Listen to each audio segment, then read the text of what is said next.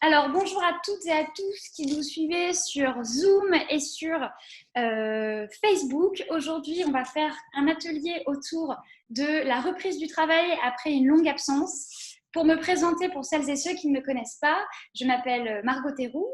Je suis à la tête de We On Board qui accompagne les carrières et de Heroes pour faire des diagnostics en égalité professionnelle.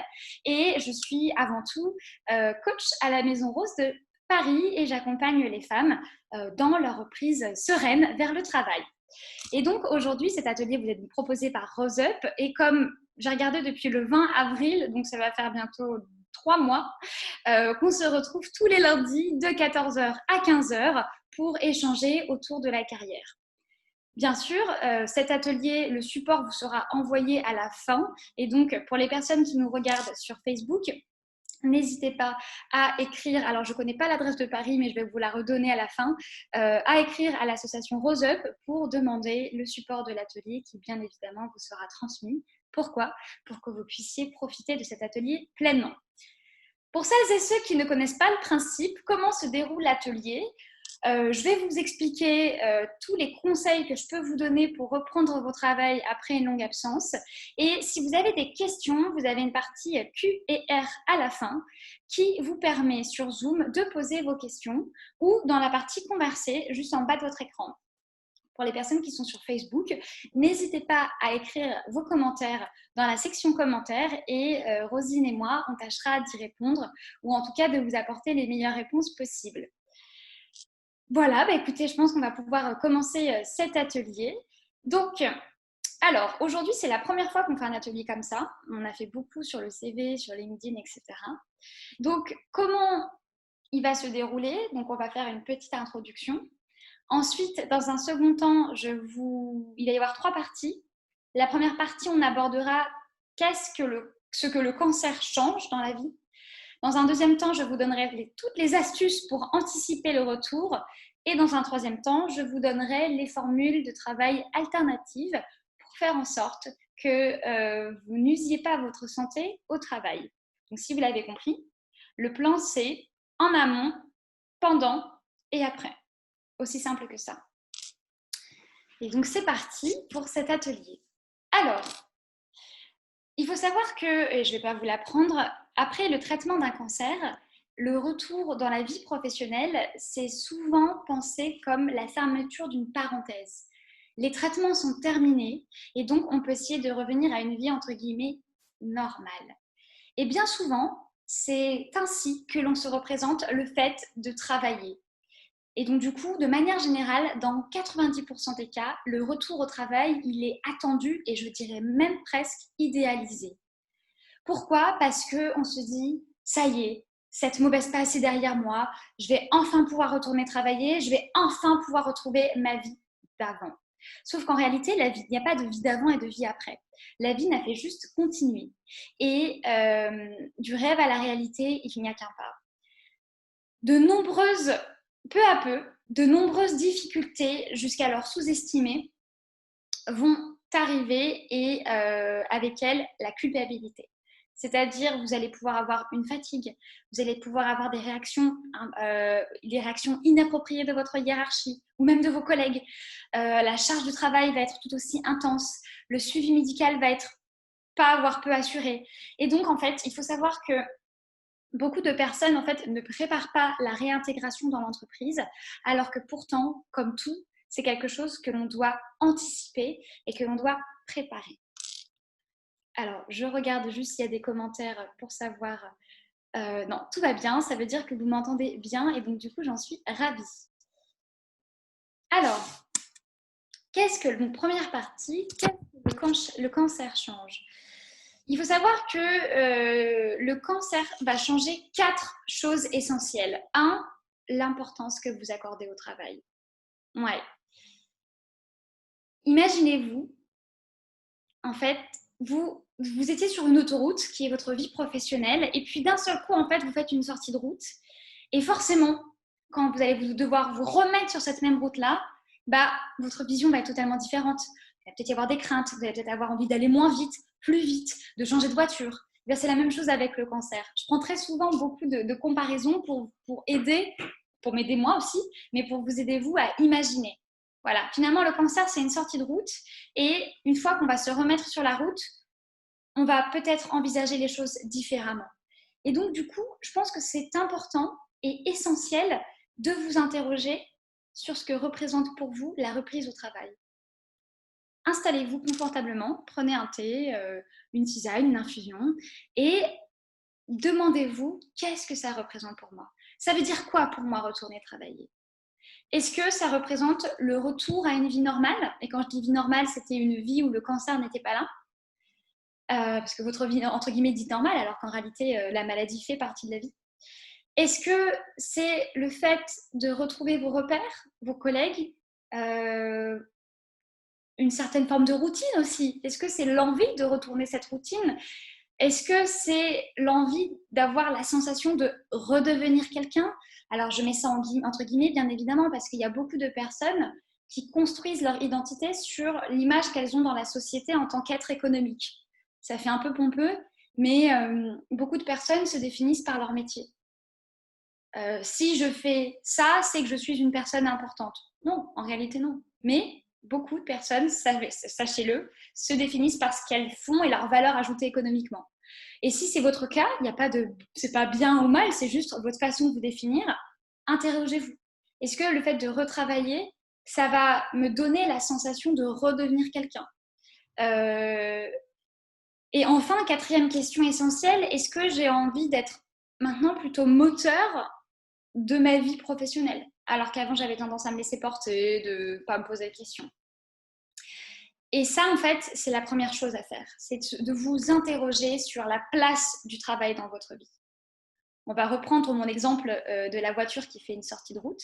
Donc vous êtes sur l'autoroute ou vous êtes sur une route de campagne et puis vous ne voyez pas un virage et vous sortez un petit peu de la route. Vous êtes dans le fossé. Voilà. Désormais, en fait, comment vous allez envisager la route? Comme je vous le disais, est-ce que vous allez changer de moteur? Est-ce que vous allez changer de voiture? Est-ce que vous allez passer à un vélo? C'est la même chose. Comment vous envisagez votre travail? Deuxième chose que le cancer change au-delà de votre rapport au travail, c'est votre rapport aux autres et à vous-même. C'est le rapport à l'humain. En effet, il faut savoir que j'accompagne les ateliers de reconversion professionnelle à la Maison Rose Paris et dans beaucoup de cas, je suis persuadée que c'est le cas à Bordeaux, même à toutes les personnes qui vivent ça, quand on aborde le fait de retourner au travail, en fait, dans beaucoup de cas et dans la majorité des cas, on peut se sentir un peu décalé, en marge. Et finalement, peu importe la durée du traitement, il faut savoir que l'entreprise a évolué et vous aussi. Et donc, ce que le cancer change dans l'entreprise, ça peut être vos collègues. Vos collègues, en l'espace de 6 mois, 1 an, 2 ans, ne peuvent plus être les mêmes. Ils ont changé, ils sont partis, ils ont démissionné, ils ont pris d'autres postes. Votre manager peut avoir changé aussi. Oui, il peut avoir pris, encore une fois, il peut avoir eu une promotion, être parti, avoir démissionné. Les outils de travail peuvent avoir changé. Un nouveau logiciel, un nouveau mode de fonctionnement. Voilà, avant, je ne sais pas moi, pour organiser les réunions, on utilisait Google et puis maintenant, on va utiliser Outlook. Voilà. Et effectivement, dans le dernier des cas, les lieux peuvent avoir changé aussi. C'est-à-dire que l'entreprise peut avoir déménagé, elle peut avoir réorganisé les bureaux.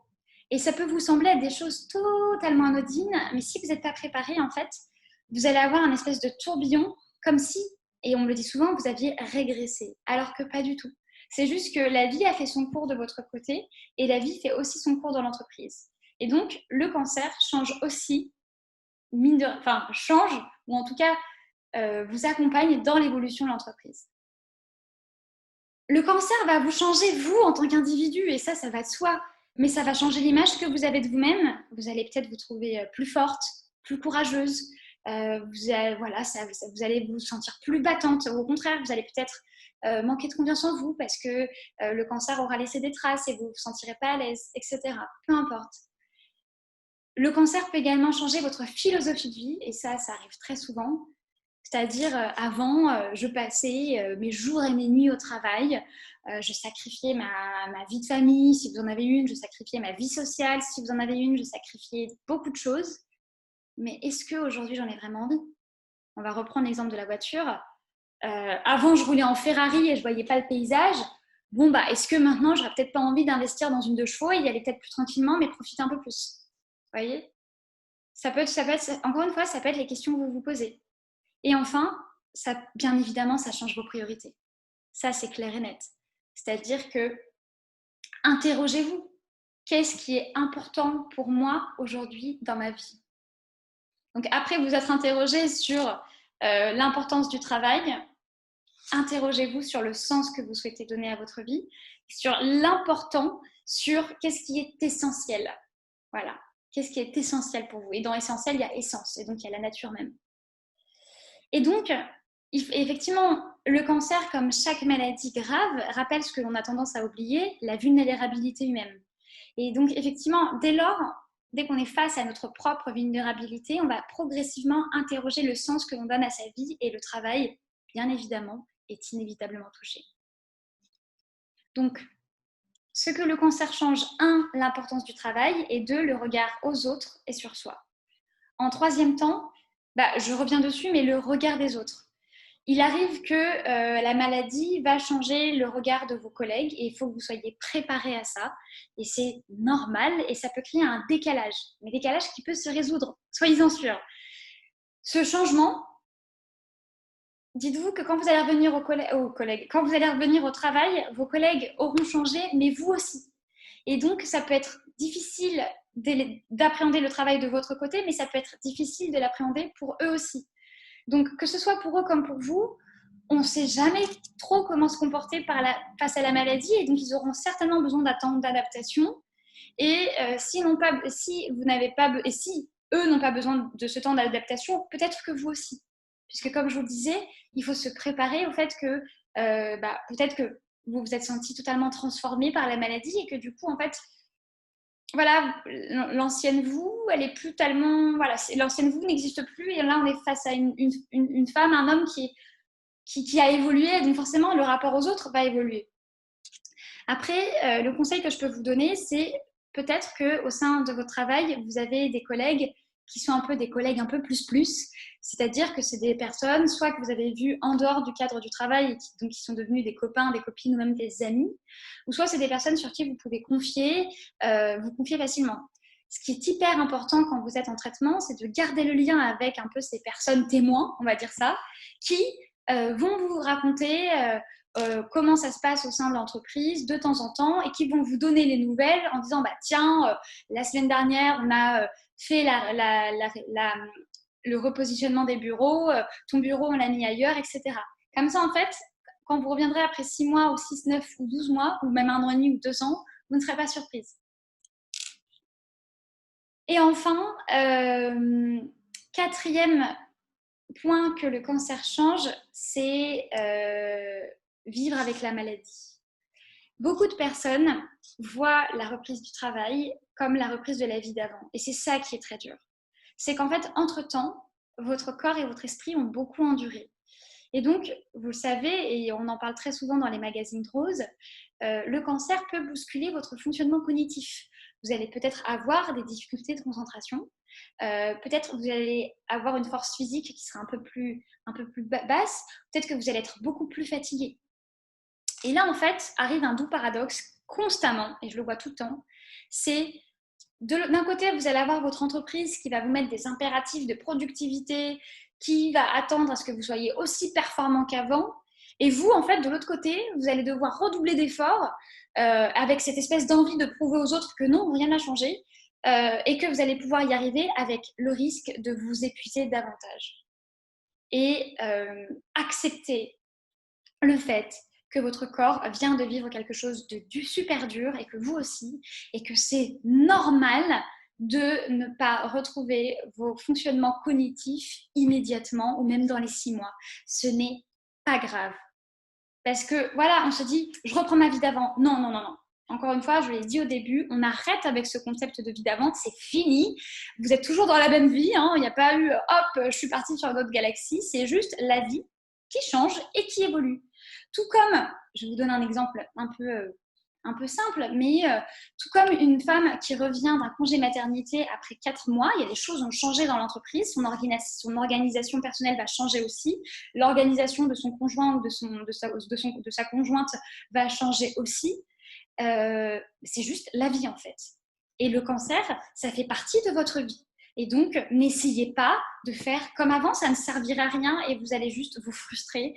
Et cette période va être beaucoup plus difficile à gérer que si vous aviez accepté le fait que la maladie est là, qu'elle n'est pas totalement partie parce qu'elle a laissé des traces et qu'il faut accepter les traces qu'elle a laissées.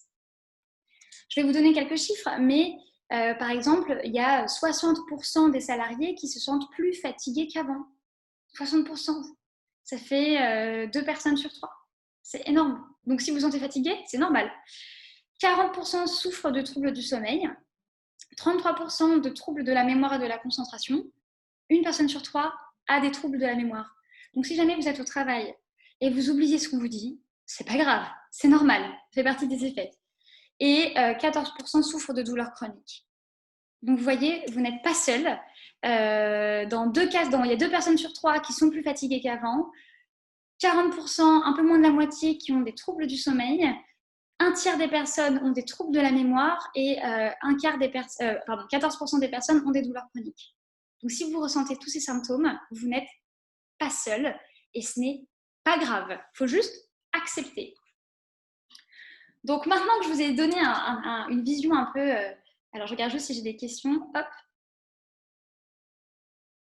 Alors, les questions, super. Je vois qu'il y en a, donc super, je les répondrai à la fin. Donc, maintenant que je vous ai expliqué ce que le cancer change, donc 1, votre vision du travail, 2, le rapport à votre entreprise, 3, votre rapport à vous-même, 4, le regard des autres, et 5, votre vie et la nouvelle vie qui s'impose.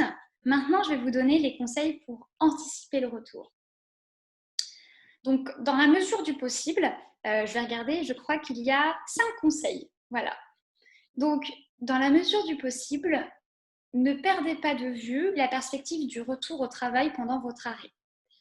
Pour l'anticiper, je vais vous donner quelques conseils qui vont vous aider à être au courant des grands changements qui affectent votre poste et votre environnement de travail.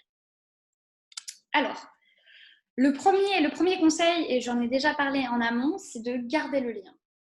Il est préférable, dans la mesure du possible, bien évidemment, pendant la durée de votre absence, de ne pas couper tout contact, mais au contraire, de garder des liens avec vos collègues. Comme je vous le disais, il est intéressant aussi d'identifier vos véritables soutiens parmi eux pour, à votre retour, bénéficier de leur bienveillance et de leur aide.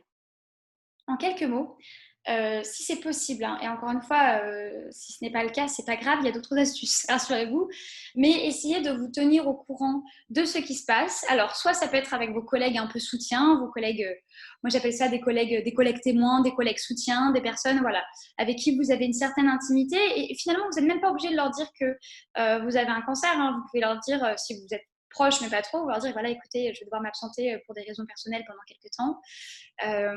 Simplement, ça me ferait plaisir que l'on maintienne le contact, que de temps en temps, on s'appelle, voilà, que tu me dises comment ça se passe dans l'entreprise, les changements, voilà, juste pour que je puisse me tenir informée de près ou de loin de ce qui se passe. Après, le but, c'est pas que vous que vous mainteniez le lien à tout prix avec votre entreprise, puisque n'oubliez pas, c'est aussi un temps pour vous soigner.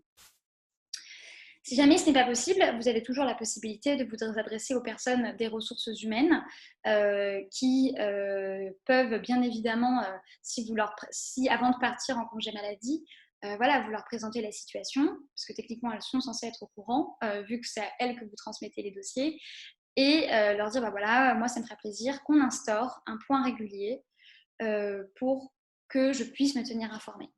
Et si vous êtes déjà parti et que ça fait que vous reprenez le travail dans 1 ou 2 mois, eh bien, il n'est pas trop tard. N'hésitez pas à prendre contact avec le service des ressources humaines en leur disant, bah voilà, comme vous le savez, j'étais absente. Moi, j'aimerais bien qu'on s'appelle juste pour que vous me faisiez un peu un état des lieux sur la situation de l'entreprise entre aujourd'hui et mon départ, et ceci dans le but de préparer mon arrivée. Voilà. Encore une fois, n'oubliez pas que J'espère, peut-être naïvement, mais dans l'entreprise, il y a encore des personnes qui sont humaines et qui ont ce sens de l'autre et donc qui volontiers peuvent vous donner 10 minutes, un quart d'heure pour faire en sorte que la suite se passe au mieux. Premier conseil, du coup, c'était de garder le lien. Deuxième conseil, alors je vais me faire taper sur les doigts, mais c'est pas grave, c'est de prendre un temps de convalescence. C'est quoi le temps de convalescence?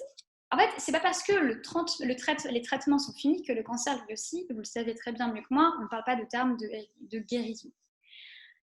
Entre les traitements et la reprise entre la fin des traitements et la reprise du travail, il y a beaucoup de personnes en fait qui enchaînent, alors qu'en réalité, il serait plus qu'utile et nécessaire de se prendre juste un temps de reconstruction pour préparer l'après. Alors, à qui demander? Tout simplement à votre médecin traitant ou au médecin qui vous a accompagné au cours de votre cancer. Combien de temps? C'est vous qui voyez. Mais en fait, l'idée, c'est vraiment tout simplement de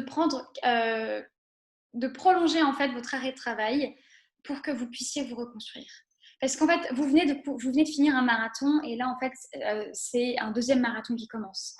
Tandis que si vous prenez ces 3 jours, 2 jours, n'importe quoi, 1 semaine, 2 semaines, 1 mois, et vous vous concentrez juste sur vous, ça va vous permettre de préparer l'après et d'être beaucoup plus sereine en fait, et qu'il y ait cette espèce de transition douce où vous ne passez pas de l'organisation de l'hôpital ou de la clinique à l'organisation de l'entreprise. Votre cerveau, en fait, vous allez juste disjoncter à ce moment-là. Parce que votre cerveau ne va pas comprendre en fait en disant « Attends, la semaine dernière, j'étais en train de me faire soigner, là dans 2 semaines… ou même dans 1 semaine, il faut que je reprenne le travail, je ne suis pas prête, qu'est-ce qu'il faut que je fasse, qu'est-ce qu'il faut que je fasse ?» Ça ne se passe pas comme ça. Hein. Généralement, bien sûr, vous avez votre rendez-vous avec le médecin, mais c'est beaucoup. Et encore une fois, si vous lâchez cette idée de vie d'avant en disant « il s'est passé quelque chose dans ma vie, j'ai eu un cancer, mes traitements sont terminés, mais j'ai encore besoin d'une phase d'adaptation pour que je puisse me réapproprier mon corps aussi. Quelques idées, pourquoi ne pas faire une séance photo, une séance de photo nue, après tout, osons. Dormir, c'est pas mal. Un séjour au bord de la mer, à la campagne pour vous ressourcer. Faire du sport un peu doux, du yoga, du pilates, quelque chose de la virose si vous avez la possibilité. Enfin, faire une reprise du sport douce pour que vous puissiez en fait vous réapproprier votre corps. Pourquoi pas ne pas se faire une cure thermale? Je sais que certaines sont prises en charge. Ou même tout simplement vous enfermer dans votre appartement ou de votre maison et acheter une peinture et puis dessiner et laisser votre créativité exprimer. Ou alors vous interroger sur quel est le sens que je veux donner sur ma vie et vous enfermer avec 3 tasses, des plaids et des bouquins pour lire ce que vous souhaitez. Enfin, prenez juste ce temps de reconstruction. Ne culpabilisez pas, il est nécessaire. Et en fait, si vous faites ça, si vous faites ce travail sur vous-même, forcément, la reprise ne sera que plus douce puisqu'en fait, vous saurez que oui, vous avez vraiment envie d'être là, que oui, vous êtes hyper contente de retourner au travail, que ok, c'est difficile, que ok, c'est la suite de la vie qui continue, qu'il va y avoir des ajustements, mais au moins, vous savez pourquoi vous êtes là. Tout. Bien sûr, en amont, il faut rencontrer votre service, le service des ressources humaines, le médecin du travail et votre supérieur hiérarchique pour préparer au mieux votre retour. Et une fois en place, ne vous isolez surtout pas. C'est-à-dire qu'une fois que vous aurez repris le travail, ne vous isolez pas. Si jamais vous rencontrez des problèmes, ne culpabilisez pas, n'essayez pas de redoubler d'efforts et parlez-en directement aux personnes citées. Troisième conseil pour reprendre le travail, c'est de dresser la liste de toutes les bonnes raisons pour lesquelles vous êtes heureuse de reprendre. Parfois, notre cerveau va nous montrer ce que l'on veut voir. Est-ce que vous vous êtes déjà rendu compte que lorsqu'on va vous dire « Ah bah tiens, t'as jamais remarqué que machin a toujours ce tic de langage ?» Ah ouais, vous allez vous rendre compte qu'il dit toujours « ouais » à la fin de ses phrases, ou « d'accord » ou « voilà » à la fin de ses phrases. Ben, votre cerveau, en fait, il fonctionne comme ça. On vous dit quelque chose et vous allez être obsédé par ça. Je ne sais pas si vous avez envie d'acheter un chat, vous allez voir 15 000 chats dans la rue, vous allez voir des pubs de la SPA pour les chats et ce genre de choses. Et donc, en fait, éduquez votre cerveau à voir le positif et il vous le rendra bien. Donc, pendant votre période de convalescence, de transition, ces petits jours qui n'appartiennent qu'à vous, ou même avant, hein, n'hésitez pas à dresser la liste de toutes les raisons pour lesquelles vous êtes content d'aller bosser.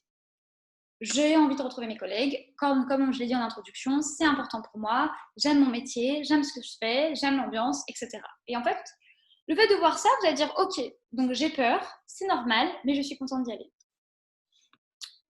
Quatrième conseil pour une reprise du travail la plus optimum possible, c'est bien évidemment d'être bien accompagné. Plusieurs interlocuteurs peuvent vous aider à préparer le retour au travail. Le médecin du travail pour la visite de pré-reprise, puis la visite de reprise. Alors la visite de pré-reprise, j'en parlerai un peu plus, je vais le détailler dans le point suivant, donc je vous donnerai les détails. Et puis pour la visite de reprise, le service des ressources humaines, avec qui vous allez vous entretenir pour savoir qu'est-ce qu'on met en place, est-ce qu'on ne ferait pas un bilan de compétences avec votre CPF, des actions de formation ou un stage de réintégration si c'est possible, ou juste en fait, comme je vous le disais tout à l'heure, qu'elle vous fasse un point, que vous alliez la voir, qu'elle vous appelle, qu'elle vous explique qu'est-ce qui s'est passé dans l'entreprise et comment elle envisage la suite pour vous. 3, vous avez la possibilité d'avoir des assistantes sociales de la caisse d'assurance maladie de votre région qui peuvent vous aider. Et 4, il y a des assistantes sociales parfois qui sont présentes sur vos lieux de soins, qui peuvent elles aussi vous aiguiller et vous accompagner pour la reprise. Donc vous voyez, vous avez en fait les 4 possibilités pour faire en sorte de tomber sur les bonnes personnes. Ensuite, une personne dont le rôle est aussi essentiel, c'est le rôle de votre supérieur. Son rôle va être déterminant dans la réussite de votre intégration dans la durée. En effet, il va être garant du bon respect de l'aménagement de votre poste et le temps qui sera nécessaire. C'est-à-dire que, effectivement, et ça j'en parlerai aussi après, si vous avez besoin d'aménagement de poste, d'aménagement d'horaire, etc., c'est lui qui est responsable de la charge de travail, c'est lui qui est responsable de votre bien-être. Donc, bien évidemment, pour résumer ce 4e point autour d'être bien accompagné, il faut absolument établir une stratégie avec la médecine du travail, le supérieur hiérarchique et les RH. Ensuite, bien sûr, vous avez, comme je vous l'avais dit, les assistantes sociales de la caisse d'assurance maladie et les assistantes sociales sur votre lieu de soins. 5e et dernière étape pour reprendre en douceur, est bien la visite de pré-reprise. Alors, qu'est-ce que la visite de pré-reprise? En fait, il s'agit d'une consultation avec le médecin du travail pendant l'arrêt maladie et elle permet de préparer la reprise du travail. Au cours de cette visite de pré-reprise, il va évaluer votre état de santé. Et donc, idéalement, lors de ce rendez-vous, c'est pas mal si vous puissiez apporter l'ensemble des documents médicaux dont vous disposez. Alors, si vous en manque, rassurez-vous, ce n'est pas grave, mais les comptes rendus d'hospitalisation, les comptes rendus de consultation. Et comme ça, si jamais le médecin du travail a besoin de se mettre en rapport avec votre médecin traitant ou votre oncologue, si bien sûr vous lui donnez votre accord, il pourra le faire sans aucun souci. Au cours de cette visite, la médecine du travail va évaluer 5 points. Il va évaluer les contraintes de votre poste de travail sur le plan physique. Est-ce que vous devez porter des charges? Est-ce que vous marchez souvent? Sur le plan organisationnel, est-ce que vous travaillez de nuit? Est-ce que c'est un travail isolé? Sur le plan chimique, est-ce que vous êtes en contact avec des substances dangereuses? Sur le plan biologique, qu'est-ce qui se passe au niveau de votre corps à ce moment-là? Et sur le plan psychologique, est-ce qu'il va y avoir une charge mentale? Est-ce que si vous étiez directeur, directrice ou responsable, ça va faire pas beaucoup de gérer de suite 30 personnes? À partir des évaluations réalisées, il vous conseillera sur les modalités de reprise et sur la stratégie à adopter. Sauf, je précise, opposition de votre part, normalement, ces recommandations seront transmises à votre employeur, sauf si vous ne le souhaitez pas, de façon à ce que votre employeur puisse réfléchir le plus tôt possible dans la mise en place d'une stratégie. Donc, cette visite, elle doit être assez précoce pour que l'entreprise puisse anticiper les aménagements nécessaires. Elle peut être réalisée à votre demande, celle de votre médecin traitant ou celle du médecin de conseil. C'est au choix. Donc voilà pour les 5 conseils pour anticiper le retour. Donc 1, gardez le lien. 2, prenez ce temps de convalescence, ce temps de transition. 3, dressez la liste de toutes les bonnes raisons pour lesquelles vous êtes contente de reprendre. 4, soyez bien accompagnés. Et 5, organisez votre visite de pré-reprise. Une fois qu'on a vu tout ça, en fait, vous avez quatre possibilités. Soit vous retournez au travail à temps plein, classique. Soit vous faites le mi-temps thérapeutique, un aménagement de poste, ou vous demandez la reconnaissance en qualité de travailleur handicapé, plus connu sous le nom de RQTH. Alors, bon, reprendre le travail à temps plein, je ne vais pas vous faire un dessin, vous savez ce que c'est. Le mi-temps thérapeutique, il faut savoir que, donc, on appelle ça un mi-temps ou un temps partiel thérapeutique, enfin, vous l'appelez comme vous souhaitez. En fait, ça va vous permettre de reprendre votre poste en douceur et en ménageant votre fatigue. Mais attention, et je vous le dis pour vous, mais pour vos employeurs, l'allègement de la durée de présence au travail doit être proportionnel à l'allègement à la charge de travail. Parce qu'il y a beaucoup d'employeurs qui se disent ok, elle est en mi-temps thérapeutique, mais on va laisser son poste de la même façon. Non, en fait. Si vous êtes là aux 2/3, ou au 4/5, ou à 20%, ou à 30%, peu importe, votre charge de travail doit être proportionnelle. Si à votre retour, vous êtes en mi-temps thérapeutique, mais vous vous rendez compte que la charge de travail est identique, c'est pas possible en fait. Dites-leur. Alors, juste une petite précision d'un point de vue juridique. Pour bénéficier d'un temps partiel thérapeutique, il doit y avoir eu en amont un arrêt de travail à temps complet. Par contre, c'est-à-dire qu'en fait, si vous n'avez pas été arrêté à temps complet, enfin, si vous n'avez pas, pardon, 1, 2, 3, si vous n'avez pas été arrêté du tout, vous ne pouvez pas bénéficier du temps partiel thérapeutique. Ensuite, il y en a parfois qui, parce que le médecin a mal estimé, parce que vous étiez particulièrement en forme ce jour-là, qui en fait se sont arrêtées pendant 6 mois, 9 mois, 1 an et demi, et qu'en fait quand elles reprennent à temps plein.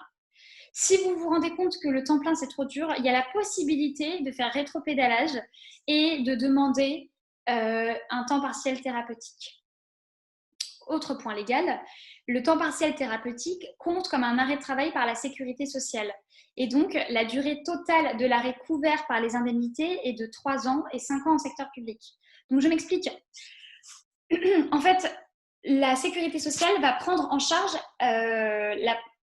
c'est-à-dire que votre entreprise, si vous êtes arrêté en temps partiel thérapeutique à 50%, votre entreprise va payer 50% et la sécurité sociale va vous payer les 50% autres restants. Cependant, effectivement, ça rentre dans un cadre de 3 ans. Je n'ai pas vérifié les lois, mais quand j'ai fait l'atelier, il me semble que c'était ça, à revérifier parce que ça peut changer. Donc, effectivement, le mi-temps thérapeutique vous permet de continuer à recevoir des indemnités journalières en complément de votre salaire à temps partiel. Après, je vous le dis tout de suite au niveau des questions, mes compétences s'arrêtent ici au niveau d'un point de vue juridique, donc n'hésitez pas à vous renseigner auprès des assistantes sociales ou auprès de l'assurance maladie. Troisième option, donc on avait dit le temps plein, 2, le mi-temps thérapeutique, l'aménagement de poste. En fait, cela vous permet d'honorer votre contrat tout en étant protégé. Dans la visite de pré-reprise, le médecin du travail vous a vu et en fait, il s'est rendu compte qu'effectivement, il y avait des aménagements de poste à faire. Et donc, le médecin va transmettre ses recommandations à votre employeur, si vous êtes d'accord, toujours, bien évidemment. Et en fait, suite à ça, votre employeur va faire des propositions à partir de ces recommandations. En cas de refus de l'employeur, des voies de recours sont possibles. En fait, si le médecin fait des recommandations et que l'employeur ne les suit pas, on peut poursuivre son employeur pour ça. Et enfin, dernière option, vous avez effectivement la reconnaissance en qualité de travailleur handicapé, donc plus connu sous le nom de RQTH. Parce que vous rencontrez des difficultés dans votre poste de travail, c'est compliqué, vous n'y arrivez pas, etc. Vous avez la possibilité de faire une demande, donc c'est un dossier en 3 parties, qui est complété par le médecin traitant ou l'oncologue, le médecin du travail et vous-même. Ensuite, ce dossier-là, il est envoyé à la maison départementale des personnes handicapées, la MDPH, qui, après étude de votre dossier, va reconnaître le statut de travailleur handicapé pour une durée déterminée. Donc, ça va vous donner plusieurs intérêts puisque vous allez avoir le statut de travailleur handicapé, vous allez pouvoir bénéficier d'un accompagnement spécialiste de certains organismes. Pareil, ce n'est pas du tout ma spécialité, mais il y a Cap Emploi, SAMET, etc. Et vous allez pouvoir en fait bénéficier peut-être si le poste dans lequel vous êtes a besoin, vous allez pouvoir bénéficier d'aménagements.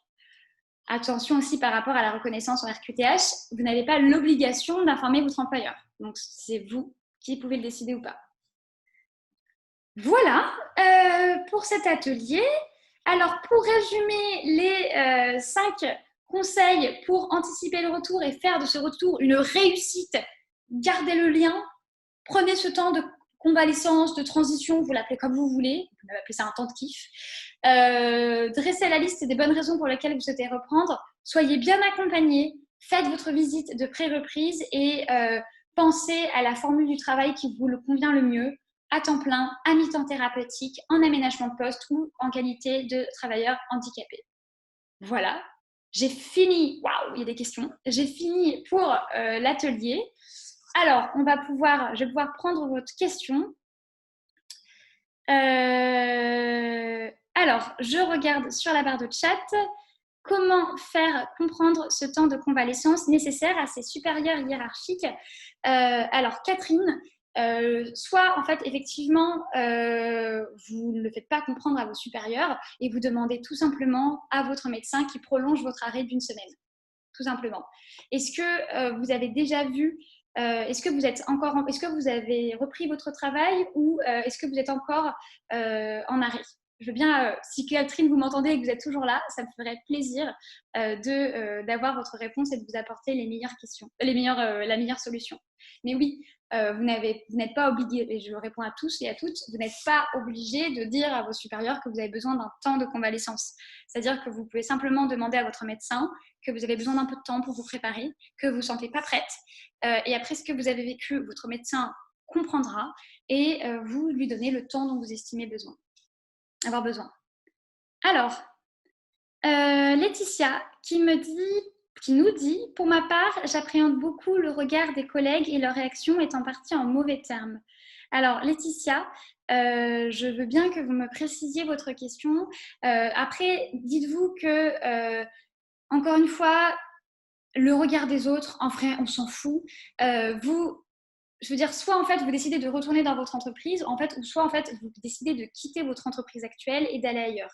Il ne faut pas que, en plus du stress de retourner au travail, vous ayez ce stress du regard des autres.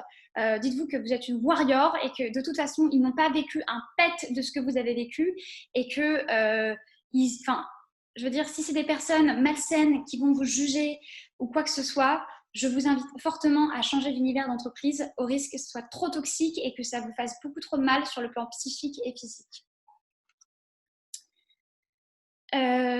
Alors, Catherine qui me précise, je viens d'avoir un arrêt de 6 mois suite à la fin des traitements et mes supérieurs ne comprennent pas ce temps long. Eh bien, écoutez, Catherine, vos supérieurs n'ont pas à comprendre ce temps long. Je veux dire, au bout d'un moment, vous allez leur dire, écoutez, on est sur le domaine de l'intime, sachez qu'il peut y avoir eu des complications et que j'ai besoin de ce temps de récupération. Et même, vous n'êtes même pas obligé de dire un temps de récupération, on peut dire, voilà, il y a eu des complications, on rentre dans la prolongation des traitements. Mais en aucun cas, vous devez vous justifier. On est sur le domaine de l'intime. C'est comme si vous demandez avec qui vous étiez en couple, si vous êtes en couple, si vous avez des enfants, si vous n'avez pas d'enfants, pourquoi vous n'avez pas des enfants. Enfin, ils ne comprennent pas, ils ne comprennent pas, c'est tout. Vous n'avez pas de justification à leur donner. C'est l'intime. Alors, Héloïse me demande, est-ce que reprendre en mi-temps thérapeutique est une bonne solution? Alors, Héloïse, je n'ai pas été malade du cancer et malheureusement, je ne peux pas vous apporter de conseils. Par contre, je peux vous donner des avis et peut-être qu'il y a des femmes sur le chat qui sont présentes pour témoigner. Je pense que ça dépend vraiment de vous et de savoir comment vous vous sentez. Pourquoi pas ne pas reprendre avec un mi-temps thérapeutique et si vous voyez que ça va, prendre avec un temps plein.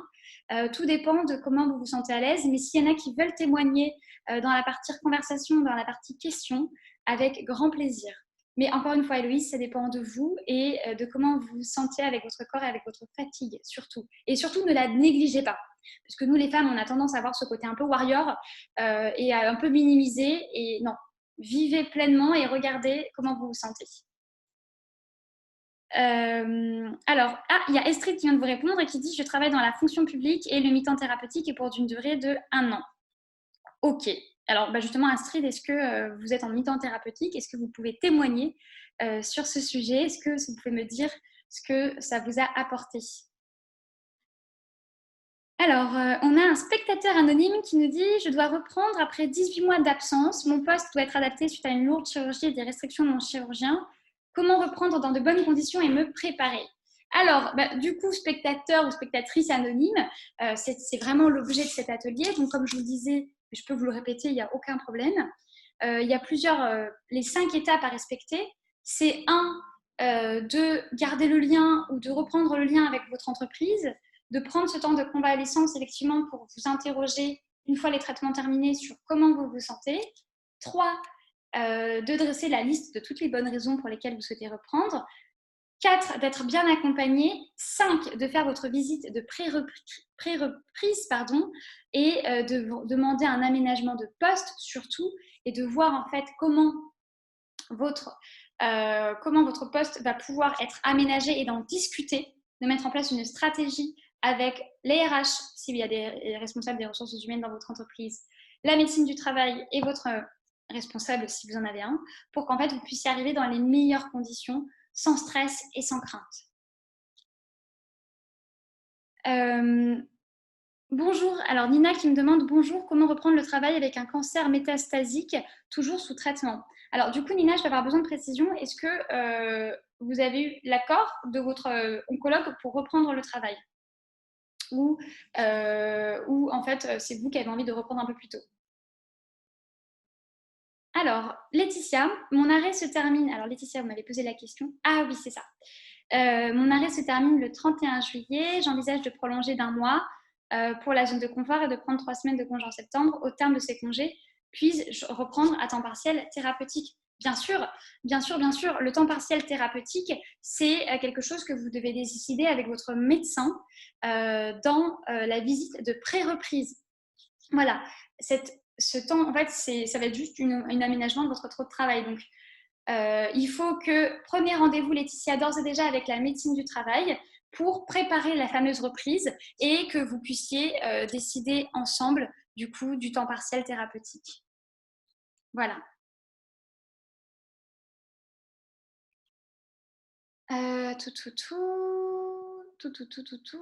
Alors, Farasoa qui est une fidèle lectrice, bonjour. Pour ma part, ma mission a été complètement arrêtée. Puis-je demander un aménagement de mon futur poste? Bien sûr. Puis-je aussi demander une reconnaissance de travailleur handicapé? Oui, pour les deux. Bien sûr, les deux peuvent aller de soi. Encore une fois, il faut absolument que vous fassiez la demande auprès, que vous fassiez un dossier. Alors, je reprends juste mes notes parce que j'ai pas envie de vous dire des bêtises. Il faut, voilà, que vous fassiez un dossier avec votre médecin traitant ou l'oncologue, la médecine du travail, pour l'adresser à la MDPH et à ce rendez-vous-là, vous pouvez également demander un aménagement de votre temps de travail, bien sûr. Juste prenez rendez-vous dès maintenant avec la médecine du travail et pour mettre en place ce dossier. Alors, Astrid, je suis encore en arrêt, je compte reprendre à mi-temps thérapeutique en septembre 2020. Eh bien, écoutez Astrid, déjà félicitations pour avoir vécu cette période de warrior et j'espère que vous allez prendre un petit temps de repos entre la fin des traitements et le début de votre mi-temps thérapeutique pour que vous puissiez profiter et vous reconstruire. Faraswa, dois-je prendre l'initiative de voir la médecine du travail? Oui, bien sûr. Je vous invite effectivement à voir la médecine du travail pour que vous puissiez mettre en place cette visite de pré-reprise et demander à ce moment-là voir les possibilités pour la RQTH. Ok, alors est-ce qu'il y a d'autres questions?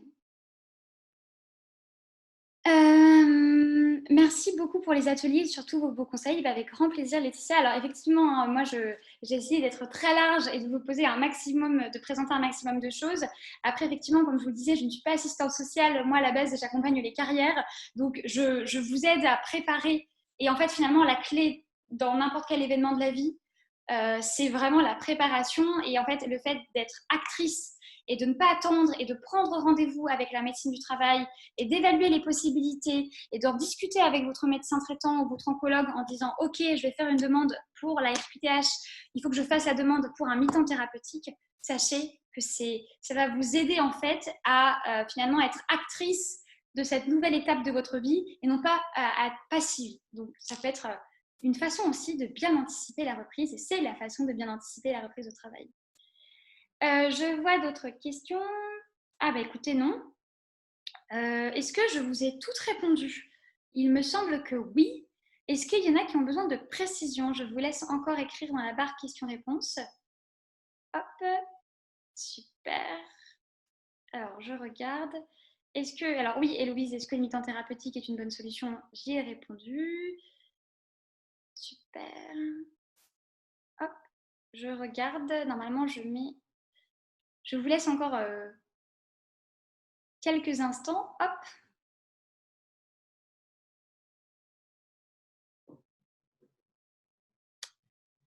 Alors, Alors, quel médecin de travail je peux consulter car je ne travaille plus? Alors là, pour le coup, on est sur une question un peu technique. Le plus simple pour vous, c'est d'appeler votre caisse maladie pour leur poser la question par à soi. Parce que là, j'avoue, c'est plus trop mon domaine. On est plus sur le côté assistante sociale que sur le côté accompagnement de carrière. Mais je pense que vous allez forcément trouver les réponses. Et en quel cas, retournez-vous vers la Maison Rose Paris qui pourra aussi vous aider.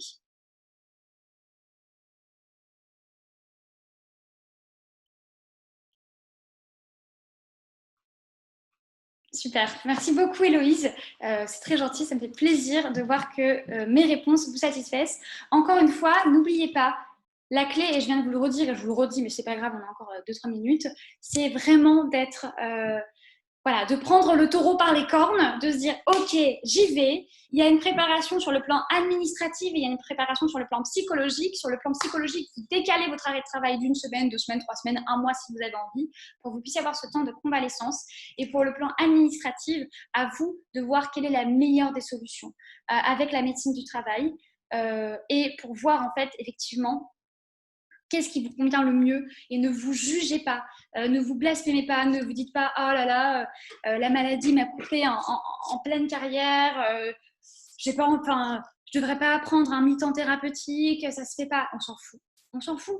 Encore une fois, le regard des autres, c'est rien par rapport à ce que vous avez vécu, c'est rien par rapport à ce que vous allez encore vivre pour votre reprise. Je veux dire, juste profitez de l'instant, soyez maîtresse et reine, et maître et roi, si j'ai des hommes qui écoutent sur Facebook, de cette reprise. Allez-y franco, n'hésitez pas à demander, ne vous jugez pas si vous êtes fatigué, si vous manquez d'efforts, si vous n'avez plus votre muscle, c'est pas grave. En vrai, c'est pas grave. Le principal, c'est d'être là, c'est d'être actrice et c'est de faire de ce moment quelque chose de positif et de marquer une nouvelle étape dans votre carrière. Et je suis sûre que vous avez tellement appris à être des lionnes au cours du cancer que c'est pas une reprise au travail qui va vous faire peur. Vous avez vécu tellement plus. Donc voilà. Bah écoutez, Rosine, si tu es encore là, est-ce que j'ai perdu Rosine?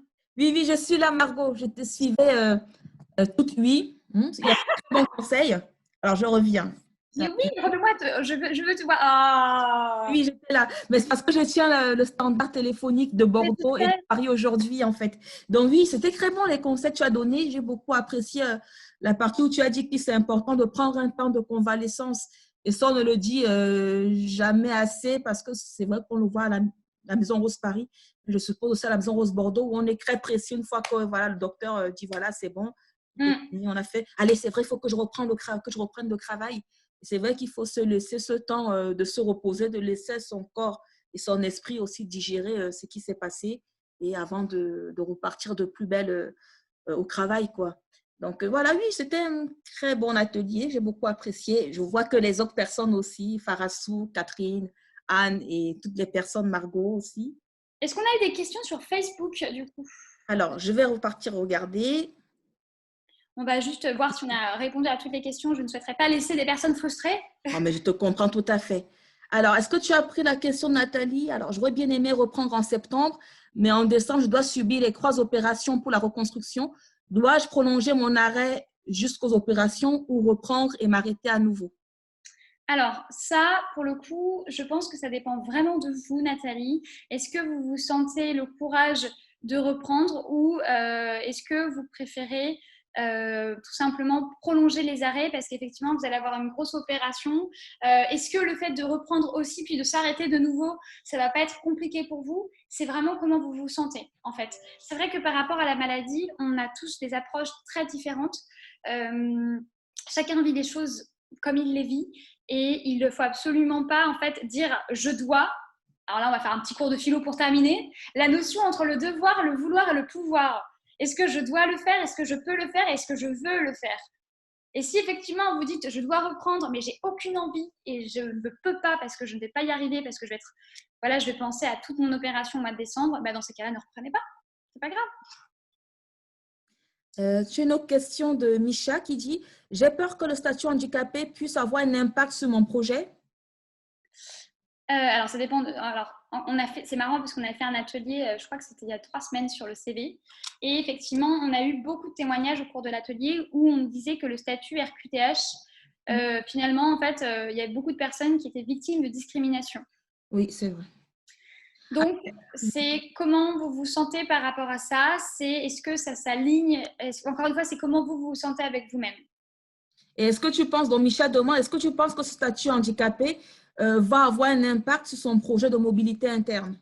Quel est ton point de vue sur la question? En fait, le problème, c'est que malheureusement, je ne peux pas répondre parce que ça dépend de la culture d'entreprise. C'est-à-dire que tu as des entreprises… Déjà, à la base, les entreprises ont une obligation d'avoir des personnes handicapées, mais il y en a qui préfèrent payer des amendes plutôt que de recruter des personnes handicapées.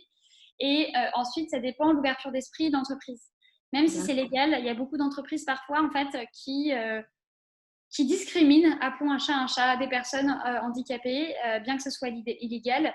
Et donc, ça dépend de la culture d'entreprise, malheureusement. J'aimerais bien te dire que c'est pas grave, qu'il n'y a aucun souci pour la RQTH et que c'est juste un statut et que ça ne définit en aucun cas les compétences d'une personne, ce qui est le cas, mais sauf qu'en entreprise, malheureusement, on n'est pas sur les mêmes discours. Quoi. Ok. En tout cas, Michel précise qu'elle a mis en instance sa mobilité et sa gestionnaire lui tend une perche pour pouvoir en discuter. Ok. Ben, en tout cas, Michel, prenez cette perche, prenez-la et faites un saut. Allez voir déjà ce que va proposer le nouveau poste, à quoi il va ressembler et regardez si cela peut correspondre avec la fatigue, avec le stress et avec votre projet tout simplement. Donc acceptez ce rendez-vous et puis ne vous posez pas trop de questions. Y allez-y, préparez vos motivations et ensuite la suite se découlera naturellement. Voilà, et Alain qui dit honte à eux, donc je suppose honte aux personnes en fait qui font des discriminations. Vous avez ouais. Non, mais c'est horrible hein, parce que je sais que alors, je ne sais pas si Alain était présent aux derniers ateliers, mais on a eu tellement, je crois que j'ai eu une dizaine de témoignages au cours de l'atelier, des personnes qui me disaient j'ai été discriminée, j'ai pris le statut RQTH et on m'a gelé, on m'a appelé l'handicapé de service. Enfin, vraiment des trucs hyper horribles. Ouais, non, vraiment des trucs vraiment pas cool. Et oui, honte à toutes ces personnes-là qui se permettent de juger, qui se permettent d'avoir des commentaires qui sont juste indécents. Oui, tout à fait, rien à ajouter. Et une dernière question, alors c'est celle de Arminda. Et du coup, qui pose la question, et pour faire un bilan de compétences. Du coup, je ne comprends pas bien la question. Donc, et pour faire un bilan de compétences, pour l'interrogation. Alors, on fera un atelier sur le bilan de compétences. Je ne sais plus quand. Alors, je vais te dire ça parce qu'en plus… moi, je l'ai sous les yeux. L'atelier sur le bilan de compétences, c'est le lundi 10 août. Donc, pour celles et ceux qui sont encore là, on se donne rendez-vous le lundi 10 août. La semaine prochaine, il n'y a pas d'atelier. Hein. Par contre, on reprend le 20 juillet. Et donc, pour le bilan de compétences, soit vous mobilisez votre CPF, votre congé professionnel de formation, et vous pouvez demander, soit vous le réalisez. Alors, je ne pourrais pas vous faire l'atelier en 2 minutes, mais sur votre CPF, vous avez la possibilité de réaliser un bilan de compétences. Ça dépend des heures que vous avez cotisées. Mais on en reparlera le 10 août, bien sûr. Oui, bien sûr.